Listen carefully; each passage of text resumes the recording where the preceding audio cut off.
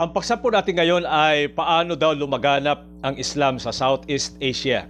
Kung susuriin ang bawat ginagawa, asal, paniniwala at kultura ng mga tao, makikita na ang mga ito ay may pinagmulan o dahilan. Hindi mo maunawaan ang isang bagay kung hindi mo ito aalamin at kung minsan ay kailangang maranasan muna bago lubos na igalang at maunawaan ang mga kagawian ng isang pamayanan.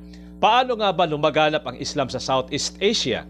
Ang nagtatag ng relihiyong Islam na si Muhammad ay kabilang sa pangkat ng mga mangangalakal sa Mecca. Sa paglalakbay ng mga mangangalakal na ito sa silangan at kanluran, mula sa Arabia ay dala nila ang kanilang mga kalakal at pananampalataya. Nagsimulang lumaganap ang Islam sa Southeast Asia nang maitatag ang sultanato sa Delhi, India.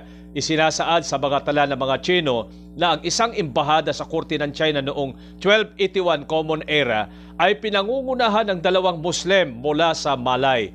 Mayroon din dalawang komunidad na mga Muslim na naitalang nanirahan sa Sumatra ayon kay Marco Polo.